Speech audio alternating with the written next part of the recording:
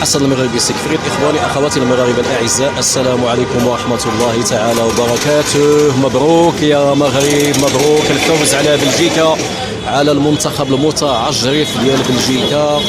فرحة عارمة ديال الشعب المغربي في الداخل وكذا في الخارج.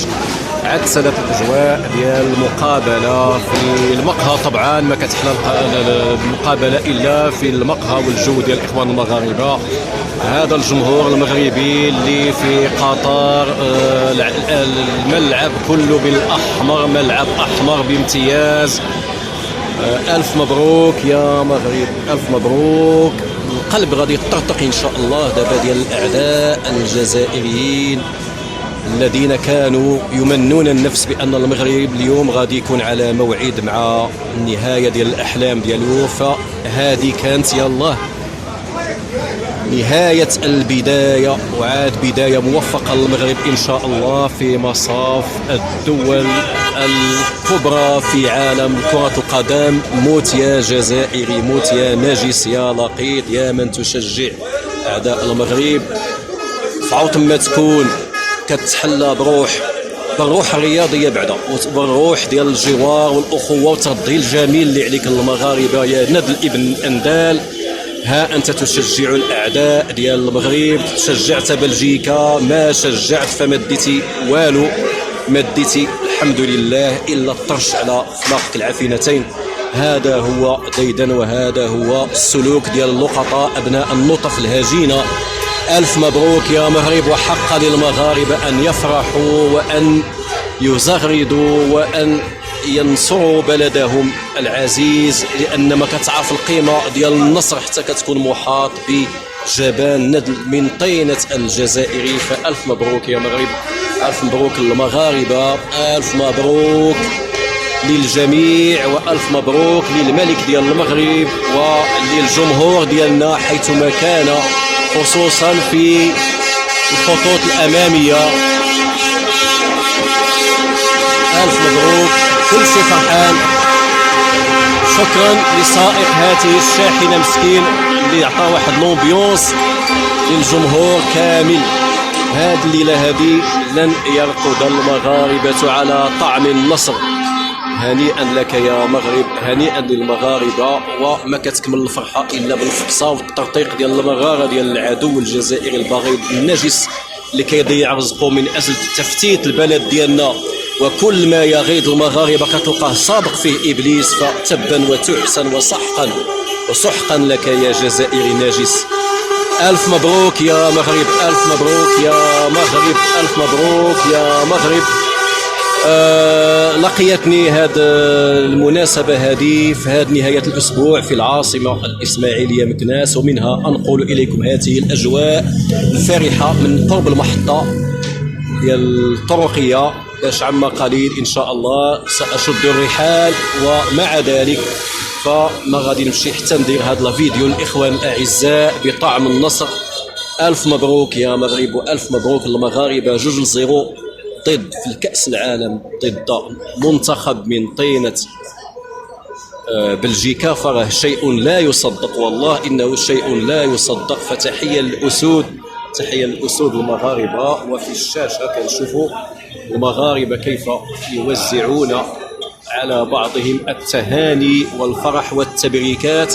كيف لا، وقد حج عدة جزائريين بالمئات والآلاف إلى الدوحة إلى قطر فقط لشل عزيمة وفل عزيمة المغاربة، فما زادونا إلا نصرا. وجود الجزائريين كان هو لو كاتاليزور ديال المغاربة باش انتصروا، وباش زادوا عرفوا على أنهم متبوعين وأنه خصهم يحمروا الوجه وخصهم يكونوا في المستوى. ألف مبروك يا مغرب، ألف مبروك للمغاربة قاطبة، ألف مبروك للمنتخب ديالنا. وإن شاء الله مزيدا من التقدم في الأشواط القادمة إن شاء الله. مبروك للمغرب، مبروك للمغاربة قاطبة، مبروك.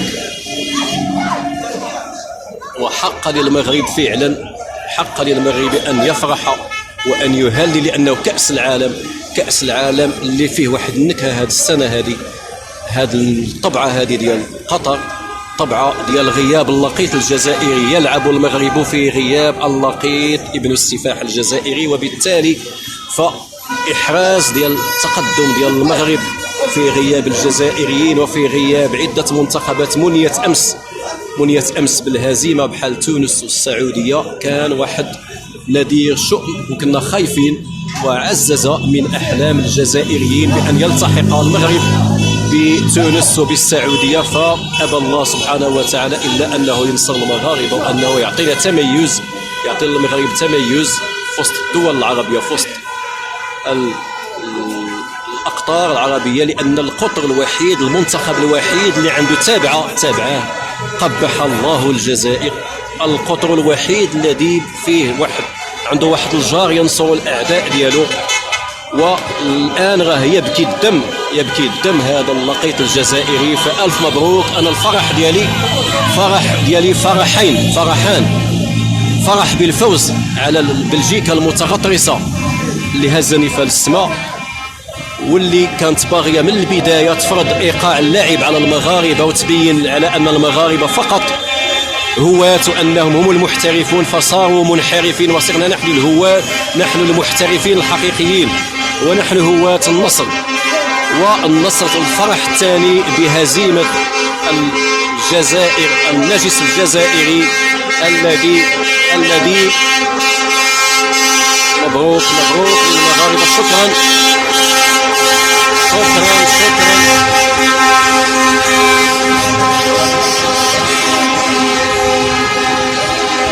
موتي أيها الجزائري اللقيط، حيثما جاءك هذا الفيديو الله يجعله في المرار ديال أمك نارا وعلقما، كما كتقلب دائما المغاربة إلا على النحس وعلى الشؤم، فإن شاء الله لن تجد إلا النصر ولن تجد إلا ما يغيظك من المغاربة. ألف مبروك للمغرب.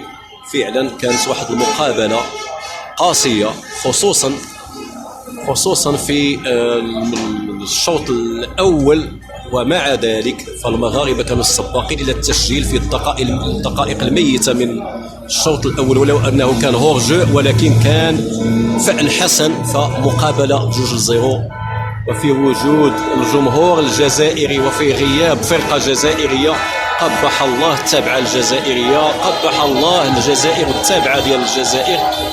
إلى الأمام يا مغرب، ما حد الجزائر لاصقة، كنت كتحقق الفوز يا مغرب. فالله ينصر المغرب، الله ينصر المغرب وينصر المنتخب ديالنا على هؤلاء الأنجاس اللقطاء، وإلى الأمام دائما يا مغرب. ومبروك للمغرب قاطبة بهذا النصر المتوج الموشج بغياب اللقيط الجزائري على المونديال، وبحضور الجمهور العافن الذباب الجزائري اللي ما حدو كيشجع في الخصوم ديال المغرب، وهو كيبين انه ندل، انه حقير، وان المغرب سامي وراقي، وان المغرب فعلا يتشرف بعداوة الجزائر والجزائريين، وأن المغرب في الموعد مع الأعداء. فكما كنيككم في الصحراء ننيككم أيضا في الملاعب، وننيككم أيضا في الدبلوماسية وفي السياسة وفي التاريخ وفي الرجولة. يا عديم الرجولة يا جزائريين، ألف مبروك للمغرب، ألف مبروك يا مغرب، ودامت لنا الأفراح من العاصمة الإسماعيلية في زيارة قصيرة. والسلام عليكم ورحمة الله وبركاته.